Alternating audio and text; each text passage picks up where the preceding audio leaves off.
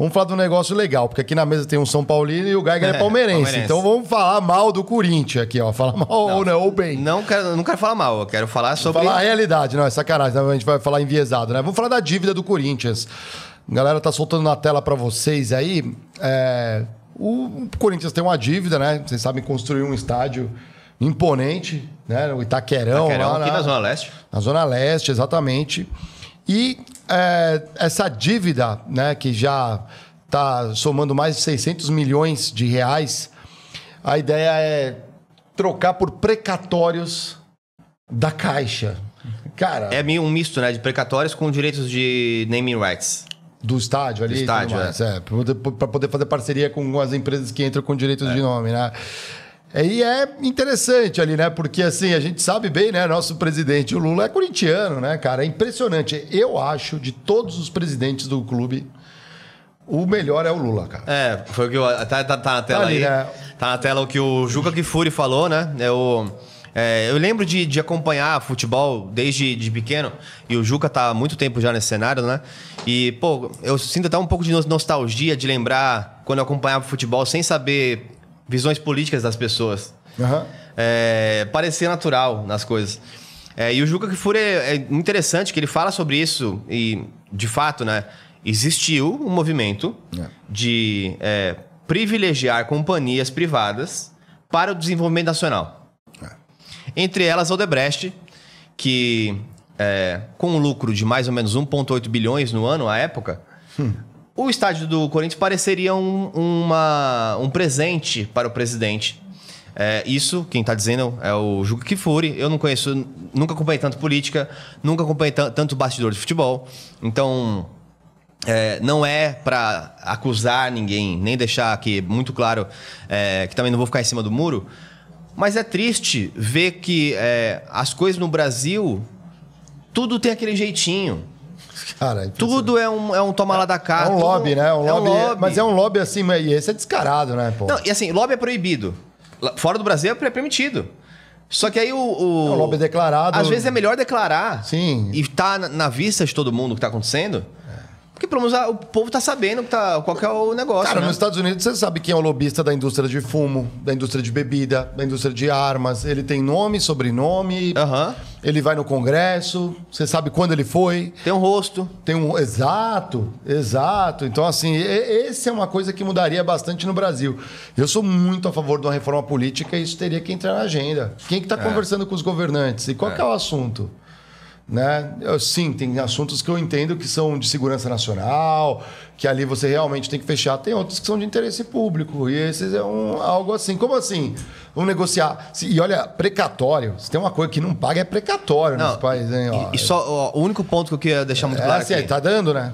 A gente tá vivendo um momento em que tá muita gente aí postando sobre o desenrola, sobre esquecimento de dívidas, abatimento de dívidas. Então, o governo entrando em acordos com bancos...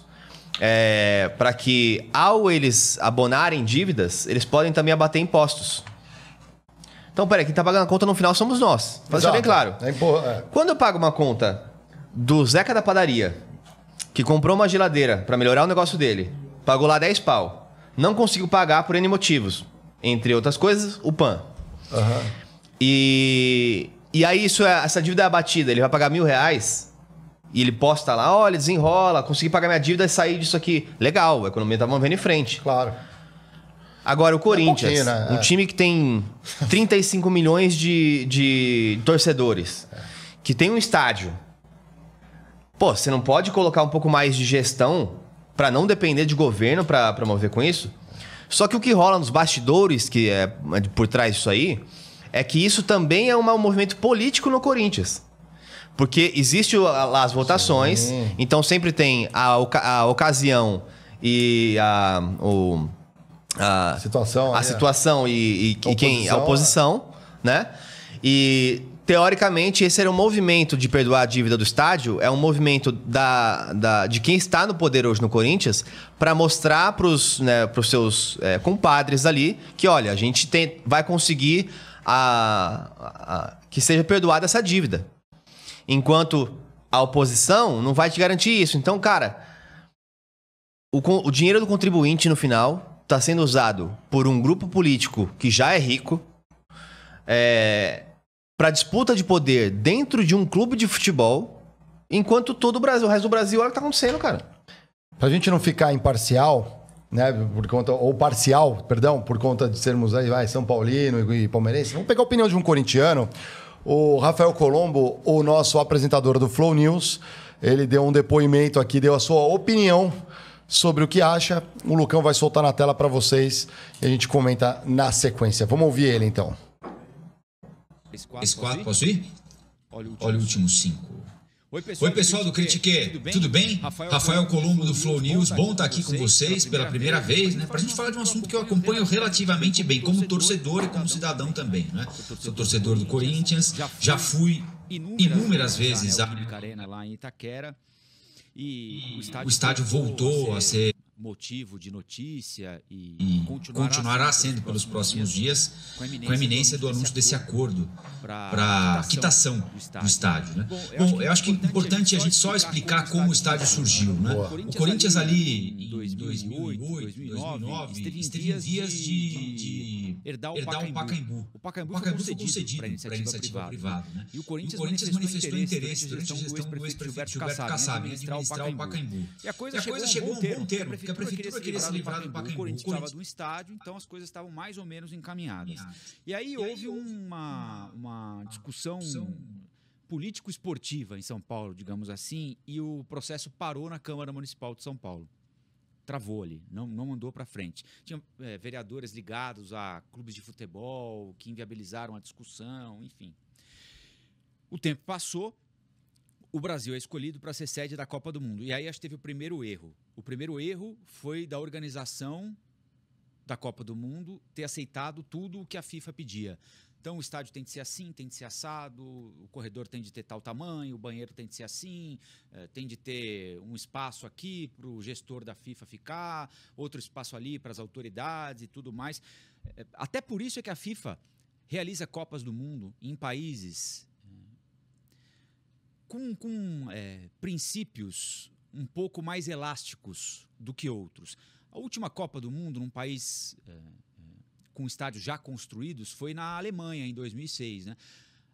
Depois de 2010 vem a África do Sul, 2014 vem a Rússia, 2018, onde foi a Copa do Mundo de 2018? 2014 no Brasil, 2018 na Rússia, 2022 no Catar.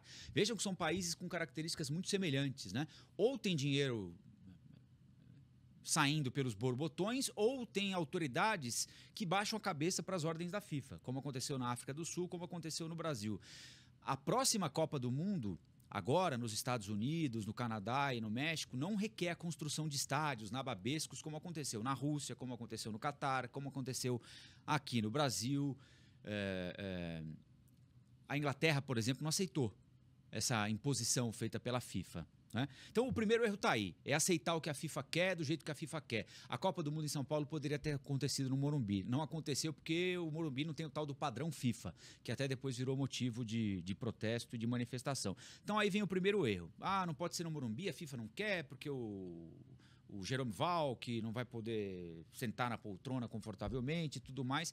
Então surge a alternativa do estádio do Corinthians.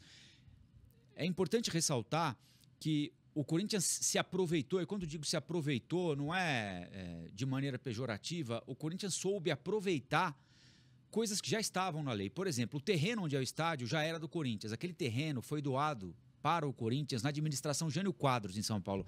Lá na metade da década de 80, não havia nada em Itaquera. A prefeitura queria, de alguma maneira, estimular o desenvolvimento da região e falou para o Corinthians, pega esse terreno aí e fica com ele. A mesma coisa a prefeitura fez com os terrenos ali na Marquês de São Vicente, onde ficam os centros de treinamento do São Paulo e do Palmeiras, por exemplo. Também é da prefeitura. O prefeito assina um papel, fala o seguinte, você fica com esse terreno aí por 99 anos, faz o que quiser com ele porque não me interessa. Então o Corinthians já tinha aquele terreno lá. Era um descampado, centro de treinamento da base, tinham lá 2, 3 campos de futebol, um container para os caras trocarem de roupa e a vida seguia ali. Né? Então o Corinthians, com aquele terreno, aproveita uma lei que tinha sido aprovada na gestão da Marta Suplicy em São Paulo, que previa benefícios fiscais para quem fizesse obra ou fizesse alguma espécie de empreendimento que significasse desenvolvimento para a Zona Leste de São Paulo. por meio dos tais dos CIDs, que é um certificado de desenvolvimento, enfim. É uma troca que a empresa faz, ela tem isenção de tributo, basicamente. Estou explicando aqui de maneira grosseira. Então, para estimular o desenvolvimento da Zona Leste, que é a região mais populosa de São Paulo, mas com menos emprego, a prefeitura, lá na gestão da Marta, aprovou isso. Se você tiver uma fábrica, quiser mudar sua sede da Zona Sul para a Zona Leste, você vai ter determinados benefícios e impostos. O Corinthians se aproveita disso. Então, o Corinthians tinha o terreno, o Corinthians tinha o CID e tinha a linha que a Caixa Econômica Federal abriu para financiar, Procopa era o nome da linha, para financiar a construção ou reforma de estádio. O Beira-Rio, por exemplo, o estádio do Internacional, foi reformado com a mesma linha de financiamento que o Corinthians usou para construir o seu estádio. Aí todo mundo diz, mas o Lula. Bom, se o Lula ajudou o Corinthians, ele ajudou também o Internacional de Porto Alegre, que reformou o Beira-Rio com a mesma linha de financiamento, e essa linha de financiamento serviu para reformar ou construir outros estádios pelo país. Qual é a diferença do Corinthians e o do Inter? Os únicos privados, os outros todos públicos. A Arena das Dunas, lá em Natal, a Arena Pantanal, em Cuiabá, a Arena da Amazônia, em Manaus, todas elas públicas. Então, mas vamos chegar ao ponto que interessa, que eu já estou me alongando demais aqui. O Corinthians, em determinado momento, suspende os pagamentos da Arena, para de pagar a Arena para rediscutir o contrato, porque a obra, que deveria custar cerca de 500 milhões de reais, ficou quase o dobro do preço. Nesse meio tempo, a Odebrecht vai à falência, acontece a Operação Lava Jato, tudo que a gente conhece sobre a Operação Lava Jato. A Odebrecht, que fazia parte do fundo, porque a Arena é administrada por um fundo que conta com a Caixa, contava, né? Com a Caixa, com o Corinthians e com a Odebrecht. A Odebrecht virou um problema, né? Porque faliu e tudo mais. Então, o Corinthians suspende o pagamento. A Caixa dá essa dívida como perdida. A Caixa diz o seguinte, bom, esse devedor não tem condição de me pagar. O que o Corinthians faz? Sugere uma renegociação com a Caixa. A renegociação feita e assinada em setembro do ano passado, governo Jair Bolsonaro. Essa renegociação que o Corinthians faz com a Caixa permite a quitação da dívida com a Odebrecht. Então, a Odebrecht sai do fundo administrador do estádio. A Odebrecht diz o seguinte, você me deve fundo, o fundo diz o seguinte, você foi embora, mas não terminou a obra, então, elas por elas, a Odebrecht foi embora. Com CIDs entregues pelo Corinthians para a Odebrecht. Ficam o Corinthians e a Caixa. O governo Bolsonaro termina, o governo Lula assume, a Caixa anuncia agora que está em vias de chegar a um acordo de quitação com o clube. Eu li um negócio esses dias que diz o seguinte, olha, se você deve 10 mil reais para o banco, o problema é seu. Se você deve 1 bilhão de reais, o problema é do banco. O banco, de novo, não tinha perspectiva de receber todo o dinheiro. Embora o Corinthians estivesse pagando só esse ano aqui, já pagou 75 milhões de reais só em juro.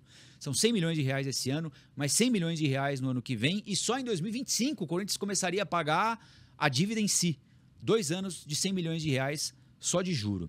O que o Corinthians faz? Chega para a Caixa e diz o seguinte, olha, eu posso repassar para você o contrato de naming rights, que é de 300 milhões de reais ao longo de 20 anos, já correram acho que 2 ou 3 anos, corrigido pela inflação, esse valor vai chegar a 400 milhões de reais. Então eu saio do jogo, essa grana não cai mais na minha conta Corinthians, ela vai sair da conta de quem deu o naming rights, de quem pagou pelo naming rights, que é a Neoquímica, e vai direto para a Caixa Econômica Federal, sem intermediário. Vocês topam? A Caixa fala, bom, topo.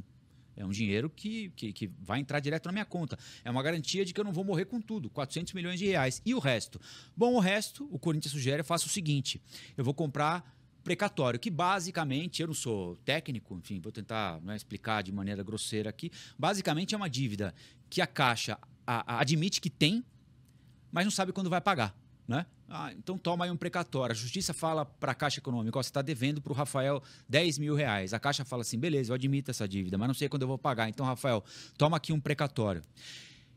Como eu não sei quando eu vou receber, o Corinthians pega essa dívida para a Caixa e fala o seguinte, eu vou negociar essa dívida, beleza? A Caixa fala, beleza. Chega no Rafael e fala assim, Rafael, você tem 10 mil para receber da Caixa, né? Tenho. Sabe quando você vai receber? Não tem a menor ideia, né? Não. Então faço o seguinte, eu, Corinthians, assumo a dívida da Caixa, ao invés de 10, te dou 2. Você aceita? Eu falo assim, bom, eu não vou receber 10, para quem não tem nada, eu topo 2. Existe um mercado de negociação de precatório aqui. O metrô de São Paulo, por exemplo, deve precatório para famílias e pessoas morrem sem receber esse precatório. Então, basicamente é isso que está acontecendo. O meu ponto é, Do ponto de vista político, isso seria viável? Não fosse o presidente da República, torcedor do Corinthians, não fosse o ex-presidente do Corinthians, André Sanches, ex-deputado federal pelo PT, não houvesse alguma espécie de ligação entre eles? Difícil dizer. O fato é que houve um acordo muito benéfico, tanto para o Corinthians quanto para a Caixa, assinado agora na gestão do Bolsonaro. Mas o ponto é, o estádio é de graça? Não é de graça. Quem fala isso mente e divulga fake news. O Corinthians pagou 165 milhões de reais até 2017, 420 milhões de reais de CIDs, 300 milhões de naming rights, 100 milhões de juros, foram 75, tem mais uma parcela vencendo agora em dezembro de 25, serão 100 milhões de juros e vai pagar, se o acordo der certo, 90 milhões de reais em precatórios, somando ao todo 1 bilhão e 75 mil reais. Um tamanho de um rombo. Foi um presente de grego, se foi um presente. Óbvio que não foi um presente. É claro que a proximidade política facilitou. Provavelmente facilitou.